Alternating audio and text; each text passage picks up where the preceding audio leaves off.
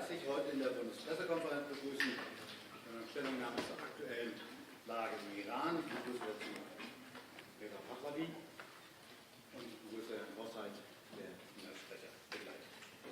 Lassen Sie mich als kurze Vorbemerkung sagen, dass uns als Bundespressekonferenz sehr bewusst ist, dass diese Einladung an Herrn Pahlavi zu vielfachen Debatten und Diskussionen geführt hat. Denn Herrn Pahlavi ist eine gewichtige Stimme innerhalb der iranischen Opposition wahrgenommen. In diesem Sinne haben wir ihn heute auch in die Bundespressekonferenz eingeladen. Die Bundespressekonferenz steht als regierungs- und parteiunabhängige Organisation von Journalistinnen und Journalisten für den konstruktiven und sachlichen Dialog mit verschiedenen Positionen. Wir verstehen uns als gelebte Demokratie und Pressefreiheit und finden gerade deshalb, dass auch die Bundespressekonferenz heute dafür ein geeigneter Ort ist, diesen Austausch vorzunehmen. Das heißt selbstverständlich nicht, dass wir uns mit den Positionen unserer Gäste dann auch gemein machen. Dazu vielen Dank. Wir kommen jetzt zu einem Eingangsstatement von Herrn Pahlavi, dann kommen wir zu den Fragen. Wir haben bis 11 Uhr Zeit. Thank you very much. Members of the press, ladies and gentlemen, good morning. Today I am here before you to speak of the war that has gone unnoticed by too many. A war against the Iranian people by an occupying regime. It is a war that has been going on for 47 years. A war in which the regime just slaughtered 40,000 civilians. And a war in which there is no ceasefire. After years of repression, in January, millions of Iranians rose up. Tens of thousands died. But they did not die for a nuclear deal. They did not die for reform and more of the same. They died for freedom and to reclaim their country. The international media speak of the latest twists and turns of so-called diplomacy, ceasefires, negotiations, deals, but ignores the facts on the ground. A generational revolt, the most profound uprising in Iran since 1979, uniting all Iranians across each of our 31 provinces, and in more than 450 cities, and yes, even elements within the state apparatus itself. When legitimacy dies, power begins to crumble. As Chancellor Merz declared, if a regime can only hold onto power through sheer violence and terror against its own population, its days are numbered. The question is not whether change will come. Change is on the way. The real question is how many Iranians will lose their lives while the community of Western democracies continue to merely watch. As we speak, atrocities are still unfolding that the world cannot see because the regime has blocked internet access while silencing the witnesses. Its operatives hunted wounded protesters in hospitals and executed them in cold blood. Bodies were collected by dump trucks. Families searched through rows of unmarked body bags. 40,000. The number is too large to comprehend, too abstract. So let me tell you just one of their stories. Saleh Akbari was a 38-year-old nurse during the January uprising. She and her husband, Ahmad Khodai, opened their home to wounded protesters, people too terrified to go to the hospitals because the regime was hunting them down. They treated the injured, they hid them, they saved lives. A few days later, regime agents stormed in. Saleh threw herself between them and her husband. They shot her point blank in the heart, in front of him and their young child. She died in his arms. But then came the unspeakable. Agents who had recuperated her body raped her or corpse, photograph the desecration, and send the images to Ahmed as psychological torture. Broken by grief, he posted a final goodbye on Instagram and attempted to take his own life. Arya Ali Dost, 23 years old, wanted to pursue a career in real estate until the regime killed him in the January protests. His mother is here with us today.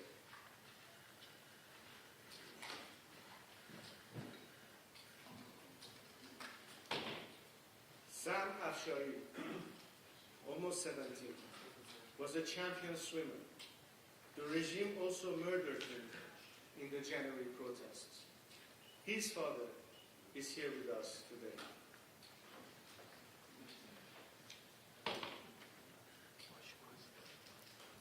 Mr. Afshari and Mrs. Ali Dost will be here with me after I take your questions, and I hope you will speak with them too. I urge you to listen to them. There are more. In the last 2 weeks, 19 political prisoners have been executed. So let me ask you, do any of you know their names? Have any of you written articles about them? Have you looked into this at all? I read in your newspapers about the tragedies of war. But what of the regime's crimes against my compatriots? It is committing crimes against humanity as we speak. Will the free world do something or watch the slaughter in silence? There are people waiting for the answer. Their lives are literally on the line. As we speak, 20 political prisoners have been sentenced to death and are awaiting execution. Do you know about them? Will you conduct investigation into their shame trials? Each of them is from the January 8th and 9th protests. These 20 people and millions more are waiting to see whether you care about their lives enough to do anything about it. Will you? I want to speak directly to the journalists in this room.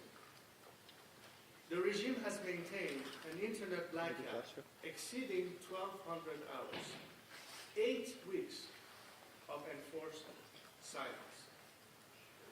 The Iranian people cannot call their families, cannot document what is being done to them, cannot show the world the crimes committed in their streets.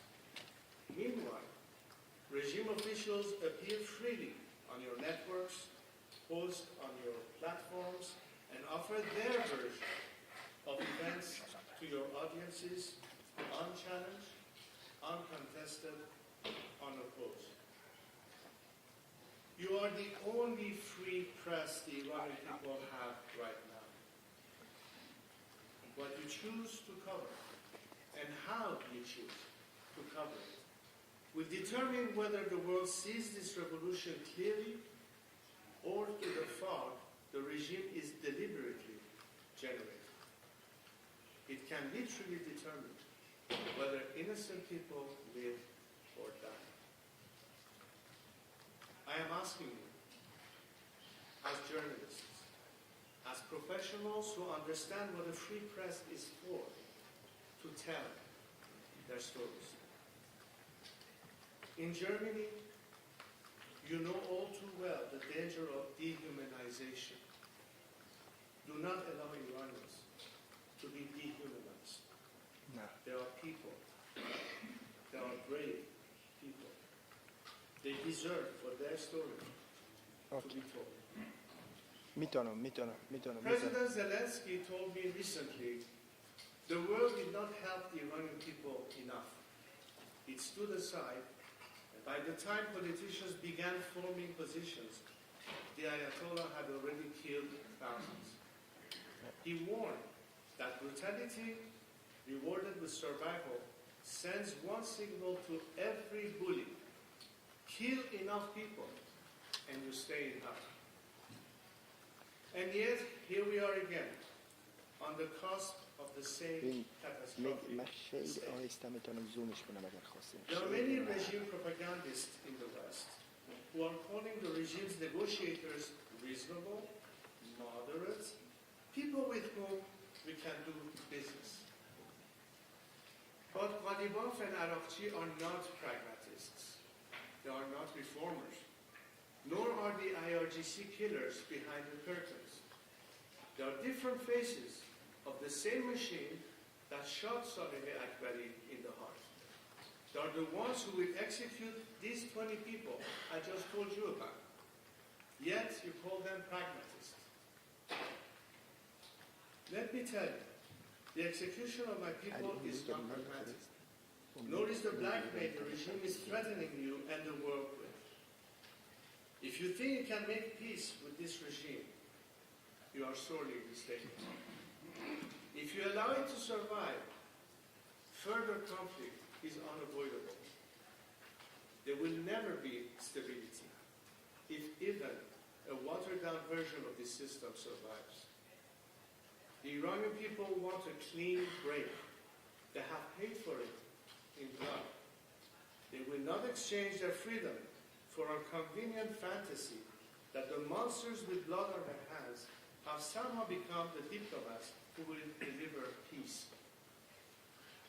I ask you here in this room, who is representing the 40,000 at the negotiation table? Who speaks for Saleh? Okay. Ladies and gentlemen of the press, that is not a rhetorical question. It is your professional responsibility, your moral obligation, and I hope your personal assignment. When spokespeople brief you on progress and breakthroughs and pragmatic solutions, ask, whose freedom was negotiated away to get here? The 40,000 cannot hold a press conference. Saleh cannot correct the record, but you can. Europe has not. It claims to stand for human rights, democracy, justice. Yet its politicians ignore the crimes against my people and instead criticize the humanitarian intervention that millions of Iranians pleaded for. The intervention that eliminated من the کارو بکنم dictator عوض نکنم یکی باز and نکنم. weakened the regime's apparatus of repression. من تصویر کم باز نکنم. 88 years after Munich, we gather here in Berlin to ask whether the world will now stand with the people of Iran or continue to engage with the perpetrators of crimes against human dignity, whether it will stand and fight for good or bow to appease evil. In German law, human dignity is sacrosanct, the absolute foundation of all other rights. This regime has made its destruction a governing principle, and it has brought the principle, that principle, to German soil. German courts have linked Iranian state agencies to firebombing and shooting attacks on synagogues in Bochum and Essen. Intelligence services have documented Iranian cyber attacks on the German government, dissidents, and defense industries. And this is not new. The regime brags about the murders it has committed on your soil, like that of Iranian Kurdish dissidents or a beloved artist, Feridun Farrokhzad. They have no shame. In fact, they boast. This is what they do. They have always done it. And they are doing it still. On European soil, in European cities, against Europeans. The threats to Germany and Europe continues to this day. It threatens you with the terrorists it sends to your shores. It threatens you with the suicide drones it sends Putin in the war against Ukraine. It threatens you with its new long-range missiles that can hit the heart of continental Europe. As long as this regime is in place, you will continue to face these threats. And they will only get worse. No deal will solve this. No negotiations will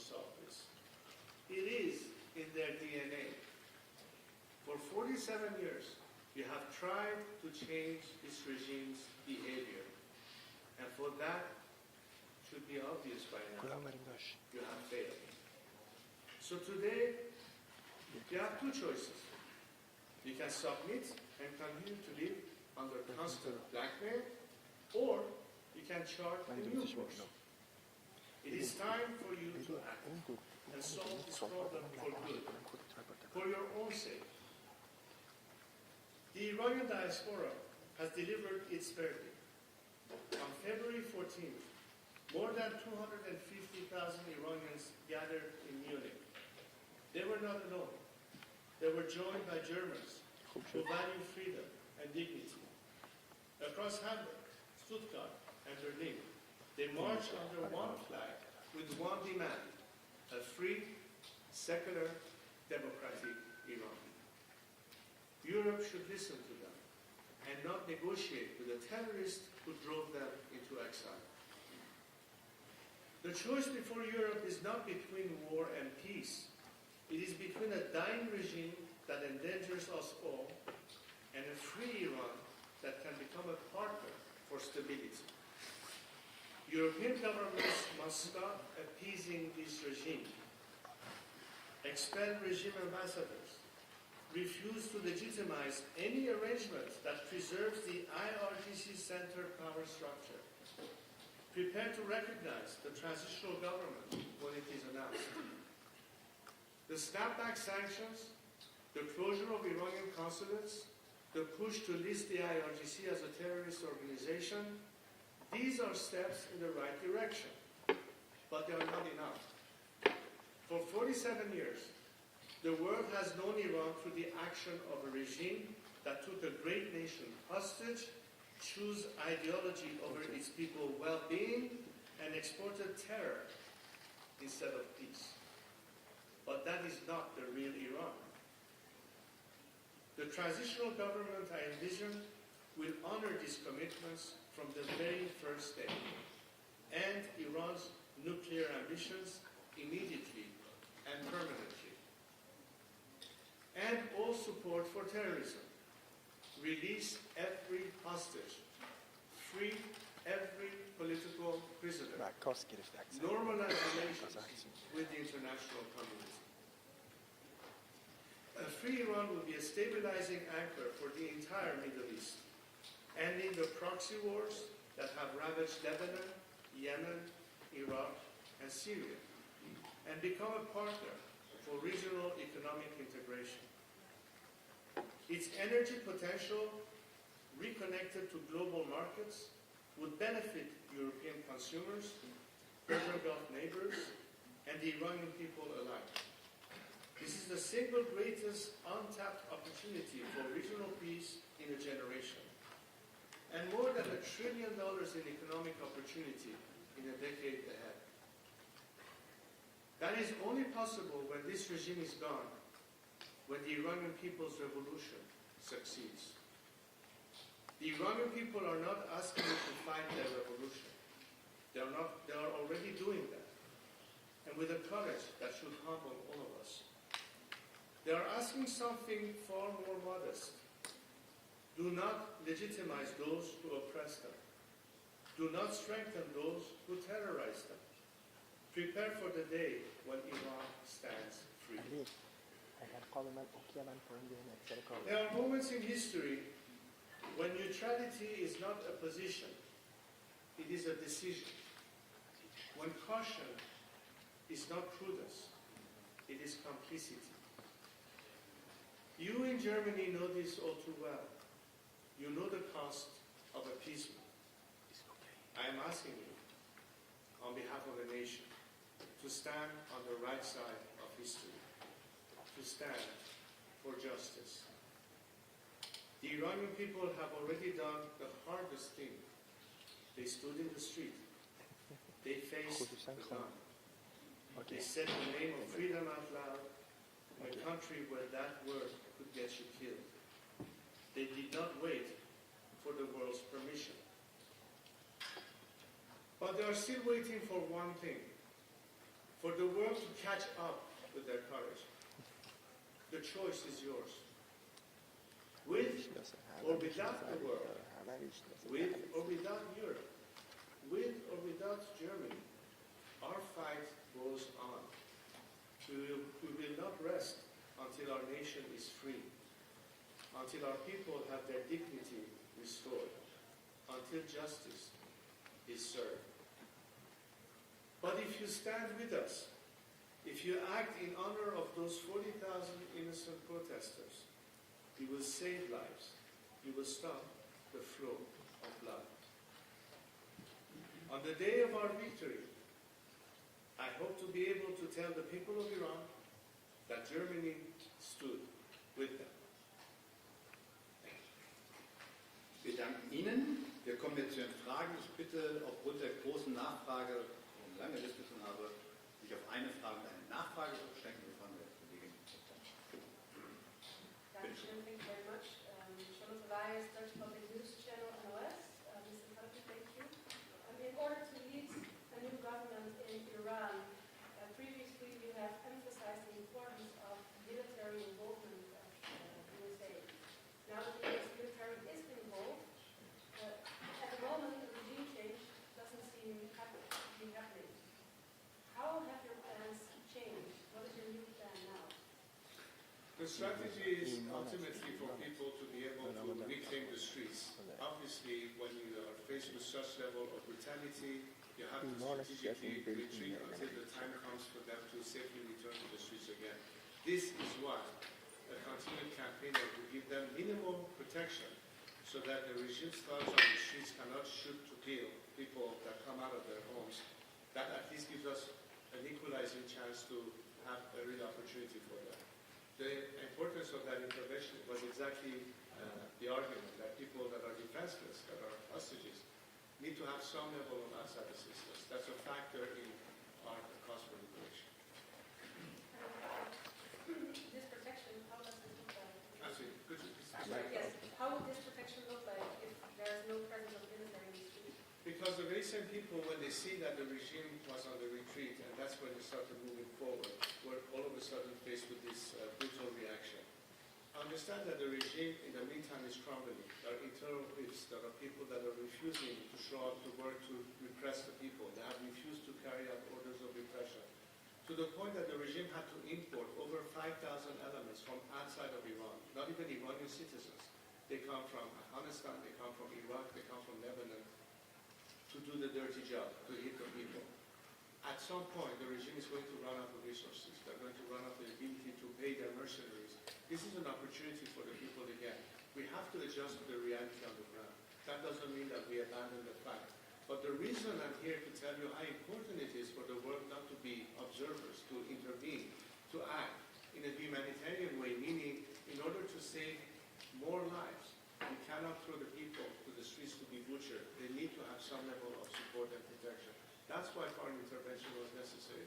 Otherwise, it would be very difficult for people to think that they can single-handedly and defenseless and unarmed face the brutality of the regime. That's the definitely one. Eine rheinische Post. Ich würde die Frage auf Deutsch stellen, oder? Deutsch, okay. Also Ja. Sie können die Fragen auf Deutsch oder auf Englisch stellen, so dass wir mal so einen Plan. Alles klar. Trump hat die Waffenruhe mit dem Iran jetzt auf unbestimmte Zeit verlängert. Was halten Sie von seinem Vorgehen und was würden Sie sich von ihm wünschen? As I said in my speech, thinking that the regime has the ability to actually commit to a lasting peace is a little bit too much of a fantasy. And the reason I'm saying that is because if you see the pattern of behavior that the regime has displayed all these years, concealing their true intentions, hiding their nuclear program, being totally non-transparent in their true intentions, the actual rhetoric that they use within Iran, the belligerence that they talk about, their entire behavior is not indicative that they're prepared to change in any form or shape their behavior. But why is that? Because they can't. If they cease to do what they do, they're no longer the regime they claim to be. They're no longer the regime that is trying to export an ideology at the cost and expense of its own citizens. And they've done that for 47 years. As I said again, the whole narrative of ceasefire negotiation is still based on thinking that somehow the behavior is not going to change and you're going to deal with people who all of a sudden have become pragmatists. I don't see that happening. I'm not saying that diplomacy should not be given a chance, but I think diplomacy has been given enough chance, and every time it has had setbacks. This is time to readjust your foreign policies, to think that this regime is a solution at the end. The solution is the liberation of a nation that is asking you to take their side for once.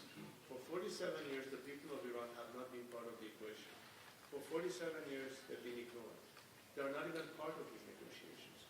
And I'm here to speak on behalf of millions of Iranians who are voiceless to tell you, rather than investing on this regime, invest on them.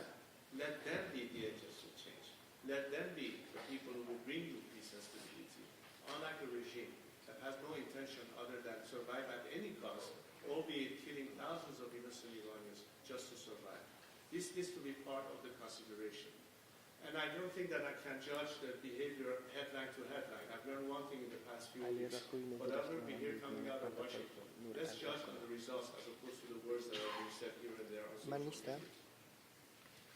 Aber Sie haben zugleich vorhin auch eine Art Minimum Protection für die Menschen gefordert. Und wenn aus den USA eine Rhetorik kommt wie Zivilisation auslöschen, hilft das der Opposition im Land?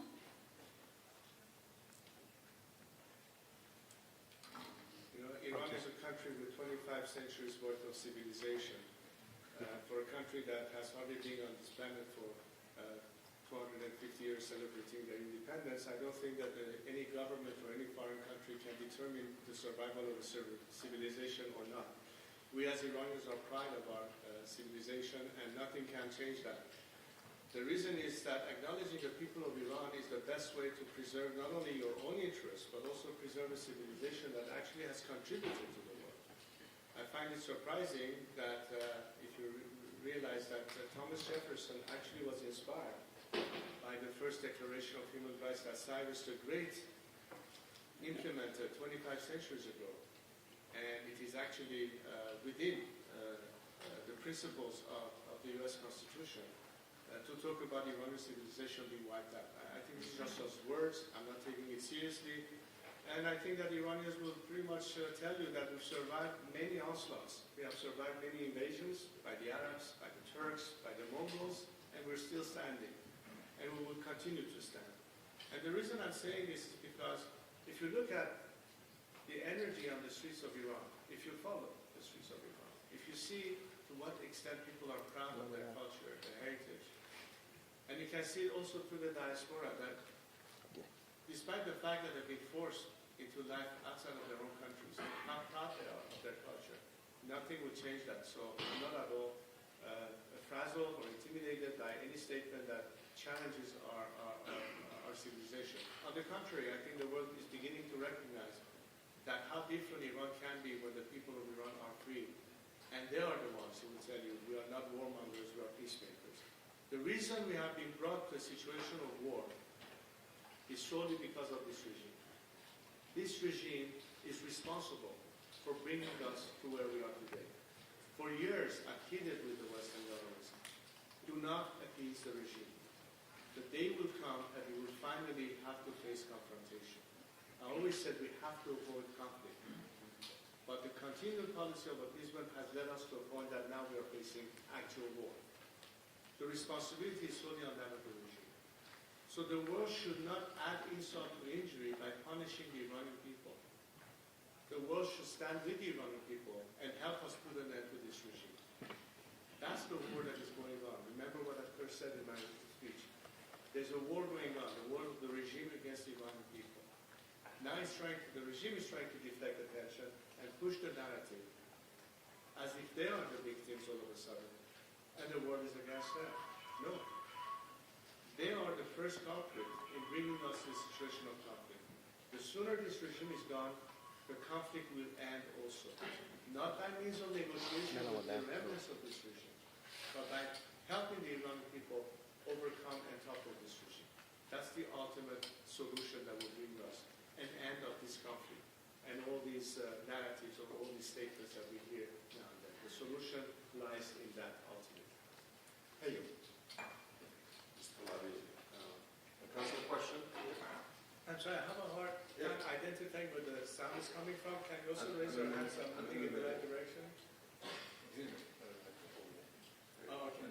Now I see. I have a personal question, since we can see outside that you're here with the help of the lobby group Europe-Israel Press Association. The Israeli government supports you taking over in Iran, and the same government, that's the same government that started a war of aggression against your country with the US. So many people around the world think that you are an Israeli asset. Are you? Of course not. But I'm a friend to Israel and the Jews, and I tell you why. Because again, as a descendant of Cyrus the Great, we take pride of the fact that the very cornerstone of human rights happened at the time that Cyrus the Great, through his cylinder, which is displayed worldwide, that is referred to in the whole of nations as the United Nations, was what coined the very principles of liberty when he freed the Jewish slaves in Babylon and helped them rebuild their temples in Jerusalem. Iranians and Jews have a biblical relationship. In fact, the only two countries that can claim that. In modern history, Iran was the only country in the Middle East that harbored Jews that were escaping Hitler and his regime and were given refuge in Iran. That's part of our history. That's part of our tradition of harboring persecuted people. Jews in Iran were free to practice their faith before the revolution. I'm fighting for their rights to be restored, and that of any other religion in Iran, because one of the cornerstones of human rights should be protecting people in the freedom of religion. That's what I stand for.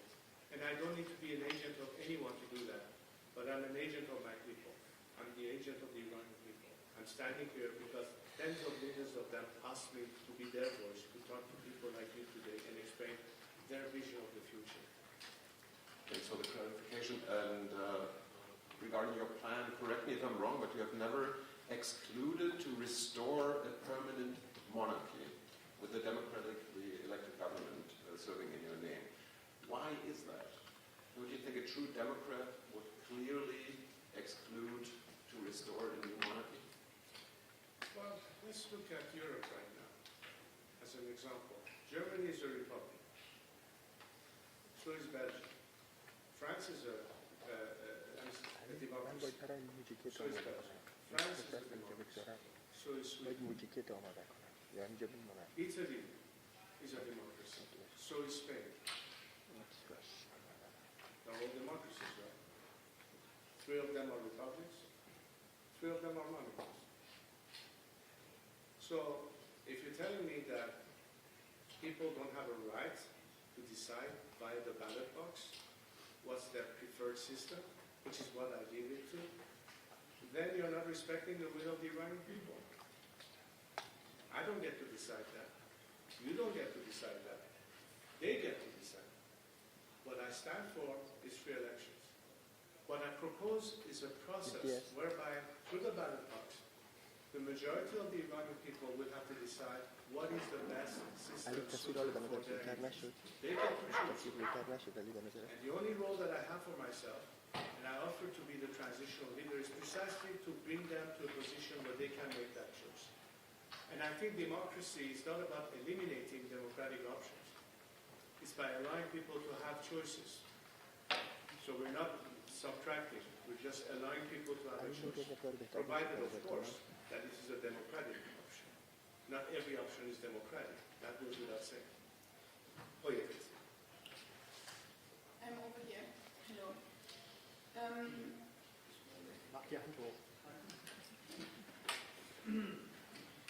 In a French TV show, you recently said that you never argued for military intervention in Iran, but on the 10th of February, you clearly stated in an interview with Glenn Beck that only a foreign military intervention could neutralize the apparatus of repression in Iran, and only that can be the solution.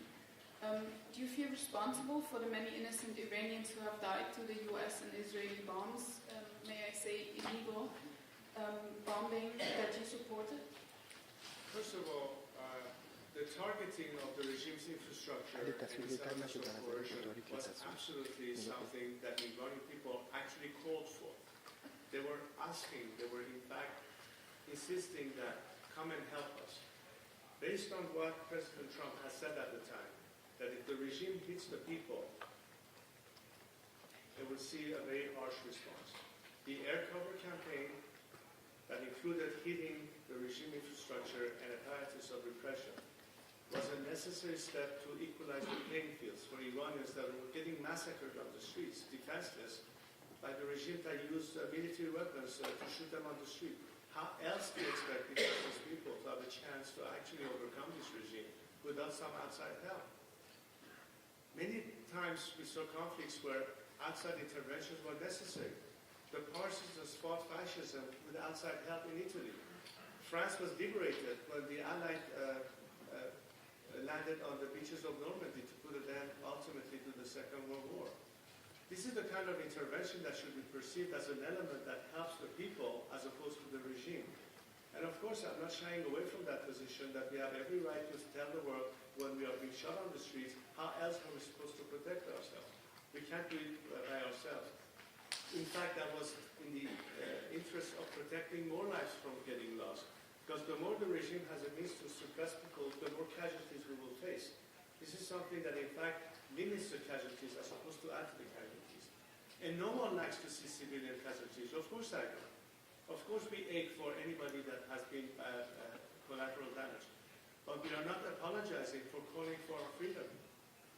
We went to the streets and I told people on the eve of that protest, why don't you chant your slogans, whether from home or on the streets, for freedom? And that's what they did. The result was the regime massacring people to the tune of 40,000 people or more in less than 48 hours. Should we say, oh, the regime will kill us if we call for our freedom, so we better not ask for it? What person, what patriot would shy away from asking for our freedom? That's all we did. So I think the world should be apologizing to Iranian people for ignoring it. You should be the ones apologizing to the Iranian people that for 47 years, your governments have appeased this regime. You turn your back on the Iranian people. They didn't rise up only this time. They rose up many times in the past 40 years. They rose when Khatami became the first president. He threw students from their dormitories when they were protesting the fact that he was not delivering on his campaign promise. Later on in the Green Movement, they were thrown under the bus yet again. During the Women's Life Freedom Movement, symbolic gestures, but still continued the appeasement of the regime. Even today, as I speak to you, you're shifting back to a mode of appeasement. Again, I think you should be TV, apologizing to the people of Iran for appeasing the regime as opposed to having their back. I'm here to tell you, we are asking you this time to support the Iranian people. And we're not going to apologize for that demand because I think the Iranian people deserve your support. And I told you, we will fight the fight regardless of whether you help us or not. But let that be on your conscience. Again, on French TV, I think you asked too many questions. No, I can ask one more question. That's my right. Again, on French TV, you clearly stated or you denied the fact that you supported military intervention. And yes, now, I did. And of course I did. You and denied I just told you the Can you reason. please let me ask my question? You denied the fact that you support military intervention. Now, again, you legitimize the military intervention. I have another question. Your wife has in the past shared a post with a poster that says death to the left. Do you distance yourself from this sentiment? Is that according to your own values and the values that you want to bring if you ever were to be the leader of Iran? Look, when my wife and many other Iranians were marching on the streets of Paris during the protests during the Women's Life Freedom Movement, they were heckled by the very same left that you say by chanting slogans calling for the Shah's death or things of that nature. So nobody should be defending that kind of language coming from whatever side it is. I do not condone it. I do not defend it. I think that's below the standard of pluralism and tolerance. But the real issue is to understand what the Iranian people now are focused on. It's not about the left or the right. It's about liberation versus captivity. It is not about who will win the vote at the end of the day. It's about the fact that we don't have the choice to vote right now under this regime. Let's be focused on what's at stake here. And be careful about the narrative that the regime and its elements keep pushing to try to split the Iranian opposition. A narrative that are carefully engaging in social media, in cyberspace, to provoke tension, to provoke conflict. Many of these accusations comes from fake accounts on Instagram and on X. You should know better as journalists. So I ask you to be more diligent and dismiss those fake accounts or those fake narratives that is aimed solely as an attempt to derail the situation. But yes, I also will defend the fact that we should not promote or say that hate speech should be part of the equation. It is frowned upon, it is not acceptable, and I for one have always condemned that kind of behavior, and I'm on the record for it. Die Kollegin. Das bitte. Okay. Ja, ich selbst. Gesehen. Das ist ein Plan. Ja, danke. Auf Deutsch. Danke, Herr Pahlavi. Laura Cipul von Web.de und GMX. Sie sind hier in Berlin, um Bundestagsabgeordnete zu treffen. Wie bewerten Sie denn den Fakt, dass die Kabinettsmitglieder sich nicht mit Ihnen treffen wollen, und was erwarten Sie von Deutschland?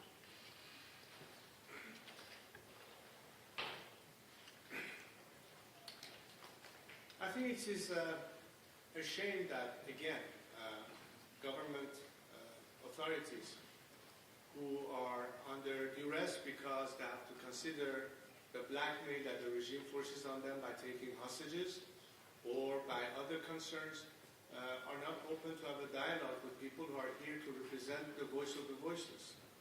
I'm not here to campaign for myself. I'm here to tell them, hear out the Iranian people. Understand what is going on the streets of Iran. Understand what is their ask from your respective governments. Governments that supposedly stand for freedom, who stand for human rights, who stand for equality.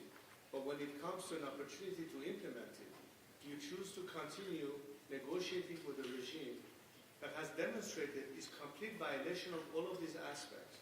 And we are here to say, how can we be protected in the sense that instead of allying with us, as people are fighting for the very same values that are supposedly depending on your soil, you are in fact allying for a continuity of a regime that is repressing us and denying us all these rights.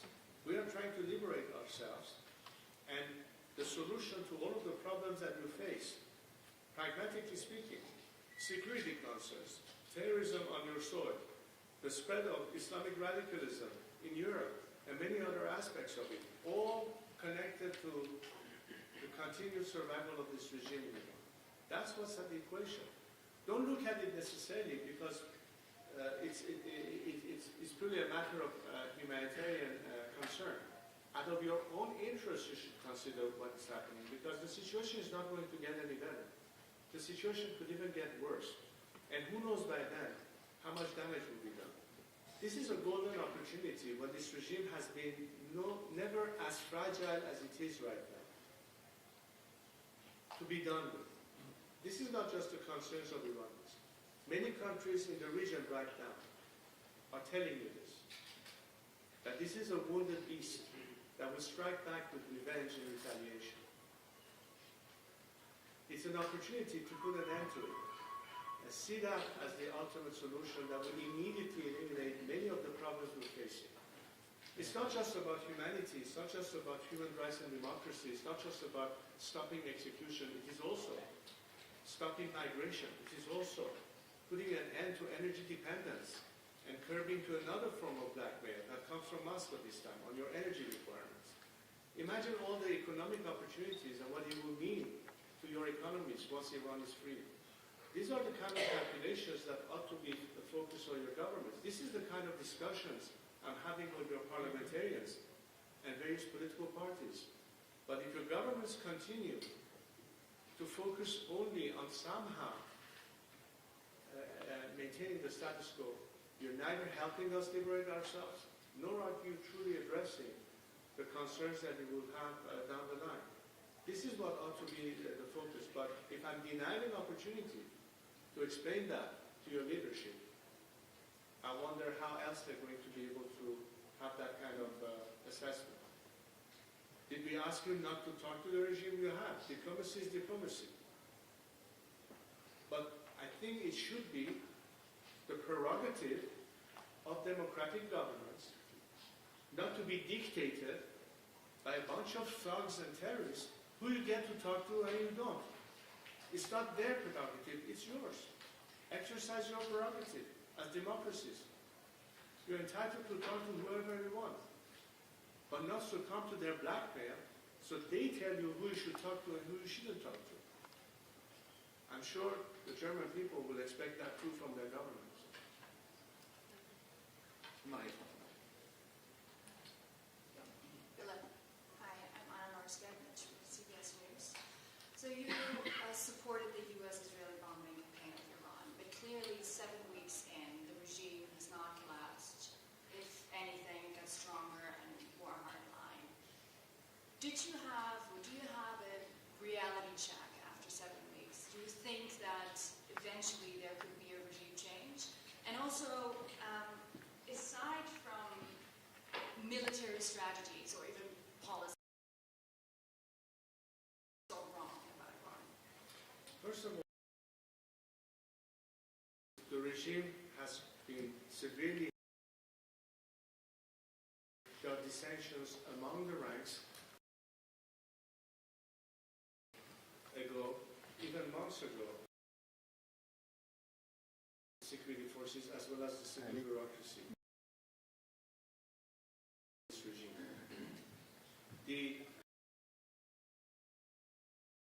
Putting more pressure on the regime is a huge factor. However, everything comes to a stop. Think about it. Might step back and say, talk about strike, the other day they talk about ceasefire. One time they talk about hitting Iran. Point is, it creates, if the campaign continued in the sense which is what was happening, that there was a necessity, as I said, for people equaling the playing field for themselves. When it comes to who are the boots on the ground, well, it is the people of Iran who are the boots on the ground. Military to land on Iran. So Europe says, you know, we don't want to be fine, but there's a lot of things that Europe can do that it will help us with internet connectivity. On the regime to stop executions. Yes, there will be some steps on the list of terrorist organizations.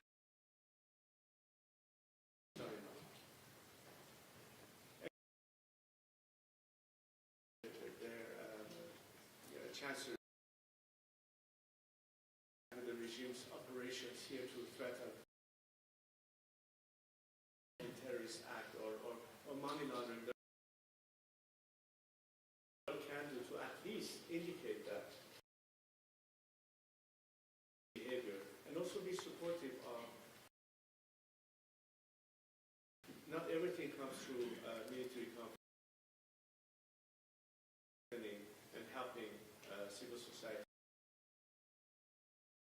Because this is a two-phase issue. We're not just talking about. A lot has to do with the transition part. And we have to be able to have with governments to explain to them. Because I've been asked this question many times. In government, what's next? What's going to happen? Are we going to have another scenario like what happened in Iraq or Afghanistan? And I explained to them, first of all, Iran is very different than Iraq or Afghanistan. And also because, contrary to what happened then, the void can be filled. And the explanation of how we intend to fill them, and all the components. And all these elements I was telling you about that are looking for an opportunity to effect maintaining the stability of the transition post-regime collapse. So when you are not clear in your intentions, when there's all of a sudden a stoppage of the momentum, that creates an element of confusion and unclarity. Not because the campaign was wrong, but because it was not carried out all the way it should finally put the final name in the coffin. The regime has not been more strong. Yes, they are vengeful. Yes, they are building up their narrative. But I think that's not a sign of strength. That's actually a sign of weakness. As I said, they are importing foreign elements to do the dirty job of the streets because they cannot rely on their own elements to do the dirty job for them anymore. This to us is a sign of the regime crumbling. It's a sign of people defecting, which is good for our cause and bad for the regime. I just hope that as journalists you monitor that. I just hope that you understand the reality on the grounds in Iran. Not the narrative the regime is trying to push through its propaganda machine, and currently they have exclusive opportunities to do that because Iranians don't get to tell their stories. We can't hear from them because you've been cut off. So what can be done so we can actually hear what the people of Iran have to say about this? That's really part of the missing element here, and we're trying to do our best to communicate these messages to the world, to the international media, but I hope you do a little bit more on your part to be more inquisitive and be more aware of what's really happening on the streets of Iran, and not just to take whatever the regime pushes at you in their version of the narrative and take that as the reality on the ground, because it's far from the truth what the regime is trying to push through its propaganda machine. One more bit? Yeah, the civilian toll of the war, which you just called collateral damage, is so huge.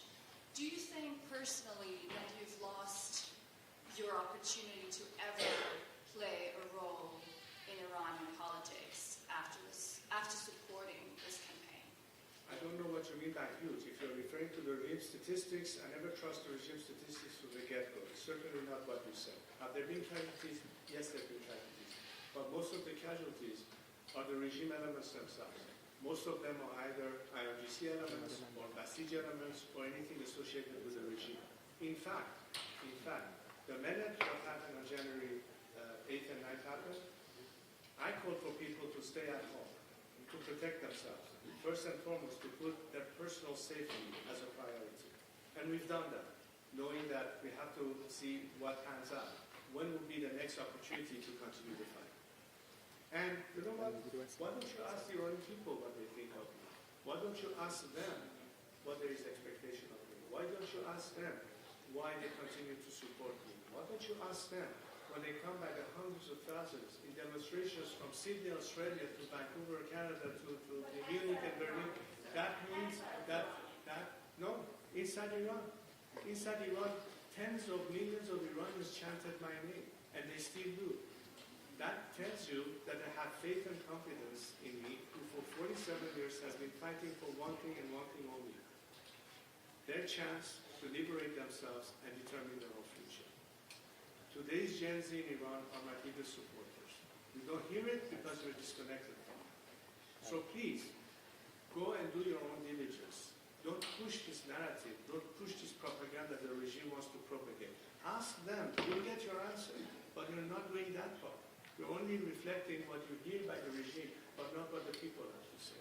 I have full confidence that the Iranian people trust me in that task and continue to ask me to do my job in being their voice and lead this movement to their freedom.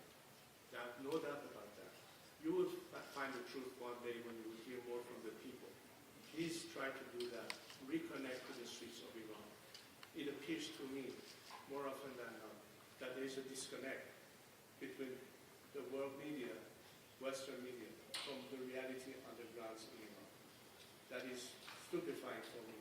I saw that to some extent in Stockholm, and I see another occasion. It looks like you guys are on another planet. You're not hearing what the people on the streets are saying. Maybe it's not your fault because you don't have that information. But seek the information. Don't prejudge based on something you interpret on the narrative that has been pushed down your line. Or maybe sometimes it's a narrative that you don't like to hear because it doesn't fit yours. Whatever it is, the truth is on the streets of Iran by the millions. And I think there are many networks that cover Iran that have access to that information. I urge you to talk to Iranian reporters and journalists who know that fact. who can tell you about what's happening in Iran. They get much more information than you do. Many of them are present here and elsewhere. Talk to them. Talk to Iranian bloggers. Talk to Iranian activists to the extent that you can. Talk to people who are in touch with Iranian political prisoners. Talk to Iranians who are in touch with university professors, doctors, teachers, lawyers, activists. There are so many of them that are in fact connected to Iran, and a lot in the diaspora can tell you about that. Be a little bit more investigative. That's really what a reporter is supposed to do. Go and find out the facts. The facts are there. I know they are. Maybe you haven't heard enough about them, but I assure you that as well. Ich weiß, dass ich mich jetzt gleich total unbeliebt mache. Aber die letzte Frage, die Kollegin. Thank you so much.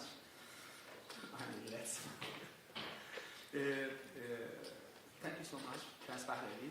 My name is Ahmad Samani from Iran International TV. I have two questions. I don't know if you have time or not. Many Iranian citizens are concerned that issues such as political repression, the situation of political prisoners, and demand for justice are not addressed, are not being adequately addressed in Iran and U.S. negotiations. In your view, how serious are these concerns? My second question, I ask both. Also, Iran and the U.S. is officially in a state of ceasefire. In practice, the country in Iran is experiencing conditions like wartime. How can people and civil society groups support the another in coping with this pressure? Do you have any plan for initiative to this regard? Thank you. I want to make sure I understand the second part of your question. What it is that, could you repeat that? My second question is, how can people and civil society group in Iran support one another in coping with these pressures? And what is your plan for that? Well, obviously, what is at stake is for, again, the fact that they are not even represented in these discussions. So part of the reason I'm here today is say why negotiations are going on, what is that the Iranian people expect or their demands, and to convey that for the whole world to hear and for governments to take into consideration. So that's one aspect of informing the general public, public opinion, politicians, decision makers, journalists, so on and so forth. And again, part of the reason I'm saying that the most vital element to be reconnected to Iran and be able to access information that is pertinent and critical in any assessment or analysis is being connected to Iran once again. The internet blockage is a huge, huge element that is at stake. And I think part of the demand and discussions that is going on right now that should be included into the discussion. And as I said, at least perhaps if Europe is not at the negotiating table, but they should insist that part of the discussion addresses the question of political prisoners, addresses the questions of continued executions, and the fact that there's no ceasefire of the regime against its own citizenry, as they're sitting in Pakistan talking to the American side. And of course the internet law. This should be part of the demands, not just nuclear enrichment or the Strait of Hormuz or whatever else it is. So that's one thing.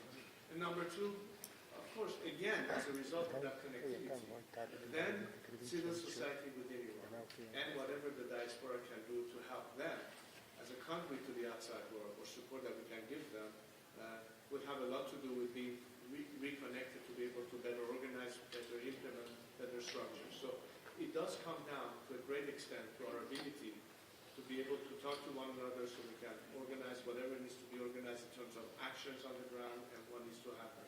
And I think that's the obvious demand and ask from Iranians who are active within Iran as they are struggling against this regime. So we'll have to see how this pans out. And again, as a last point, I wanted to say that based on what we hear, and again, I said I've learned that in the last few months it's better to see what actually happens as opposed to what's stated. But the latest I've heard, I don't know what you've heard, is that if there is a ceasefire, it's going to be in the next few days. So whatever that means and how long will that last, who knows? We'll have to see. All I'm saying is that I don't place much faith into the fact that this will result in any stable situation, even if there was some deal. I don't think it will last very long. I don't think it will be conducive to stabilizing the situation. I think the regime, as always, will regroup and regain some momentum to continue its proxy support and what have you, and we'll see a little bit more of the same. It will be a pity because in the meantime, Iranians are still getting slaughtered. The world is still unsafe. The region is still unstable. Problems continue to flood into Europe, not to mention the footprints of the regime and terrorizing respective citizens of respective countries here. That hasn't stopped. And again, I say the ultimate solution is when we have a chance to be done with this regime once and for all, this is a golden opportunity not to miss. It would be a pity if we don't see an end of this regime now that it's so fragile and ready to crumble. They're begging for survival yet again. Don't throw them the rope this time around. This time say enough is enough. We've been given too many chances. You've never come clean. Forget about this. You've come to a point that you've slaughtered innocent citizens by the thousands. And again, I remind you what Chancellor Merz said. A regime that does this is no longer legitimate. If legitimacy is gone, the people of Iran will not stop short of anything other than a clean